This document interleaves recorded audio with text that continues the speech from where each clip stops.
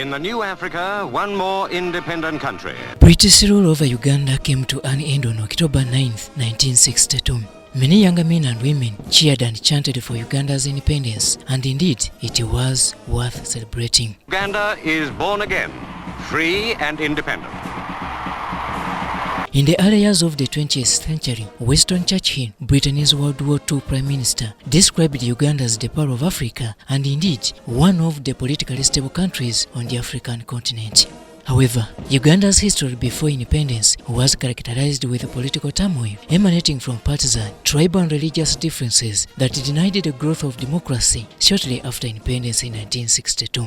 There was a time that we could not have a multi-party system because people were coming from a very rotten sort of political systems. Africans were not allowed to learn from making their own mistakes on how they must be governed.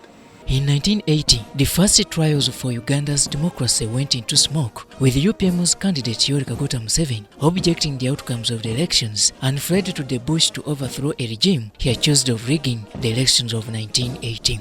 Now, democracy is supposed to depend also on the doctrines of the community in which it is practiced.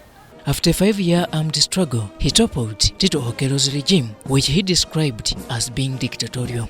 Modern history reveals that Uganda's democracy is as old as the NRM government. The ability to determine our leaders through an elective process, that is something that we must celebrate about. Uganda has a president.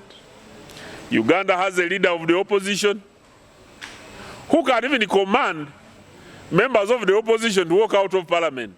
These days, when you talk of democracy, many totally square it to elections. But is this true? What about the process? We've had 6 general elections since the passing of this constitution, 4 of them under a multi-party system, 2 of them 1996 and 2001 under a multi-party system.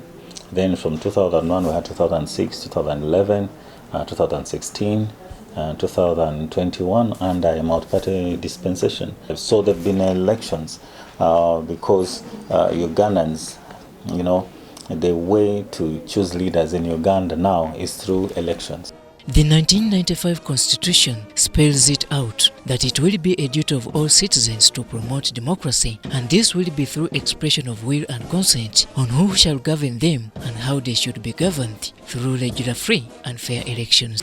This therefore means that in order for a decision to be done, there must be national consensus on most of the things, a consensus that is obtained through a process of elections. So there have been elections, and we've tested this right, we've exercised it, and it has become our practice. There is no other way to determine leaders in Uganda. Our constitution is very clear on that, other than through elections. We're still running our politics based on colors. Yellow, blue. What is in yellow? What's in blue?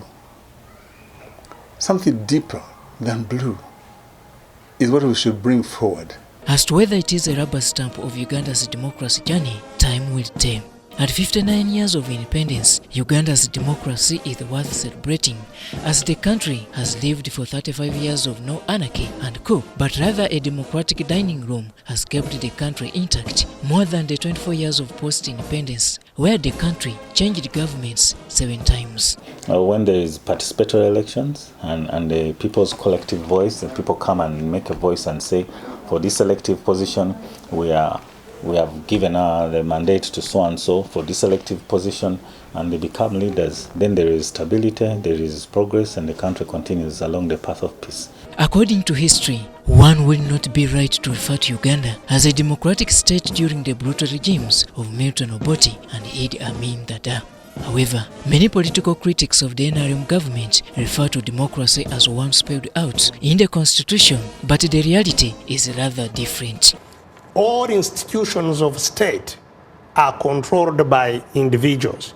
We have never seen in our country a president handing over, an outgoing president handing over to an incoming president in peace. Though critics hold different versions to the story, but they are simply forgetting a failed state between 1966 to 1985, where governments changed 7 times in the 24 years of self-rule in post-independent Uganda. On a lighter note, the NRM government can confidently boast as beacons who to a certain extent have portrayed a resemblance of democracy. Fourth principle of the national of NRM's diagnosis and prescription for Ugandan society is democracy. The Ugandans had not known democracy during the time of the pre-colonial kings and chiefs. They had not known democracy during the time of colonialism. With the 6 general elections, 4 held under multi-party dispensation, and citizens exercising their democratic rights to vote leaders of their own choice, one would be held wrong to describe the curve of Uganda's democracy on a trajectory running high. Indeed, on several occasions, Uganda's President Yoweri Kaguta Museveni has boldly attacked those demeaning the Uganda's democratic process. It is therefore quite comic and laughable to hear of some actors in the world giving us lectures about democracy.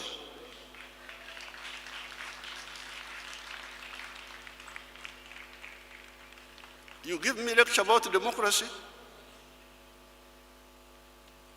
What are your own credentials? Uganda's democracy compared to that of Ghana, Kenya, Zambia and Tanzania, it is still lacking. However, like the saying goes, Rome was not built on one day. And the very political parties which are saying that there are issues, they have internal political party challenges. They are growing. The political parties are growing as the democratization process and the electoral process evolves. So this grows over a period of time. We have tested democracies, like the United States, which is a tested democracy. It still gets challenges relating to governance and democracy for that matter, and even elections. As the country runs to celebrate the 59-year independence journey of self-rule from the whims of the British colonial masters, one will ask what are the mistakes and lessons learned from the past democracy. With the half a century gone, the East African nation still has not made the transition to genuine democracy, which implies that more democratic lessons and practices are needed, but most importantly, creation of a democratic environment, and this must be a responsibility of all of us. I mean, all citizens of Uganda and stakeholders. Robert Nyongo, UBC News.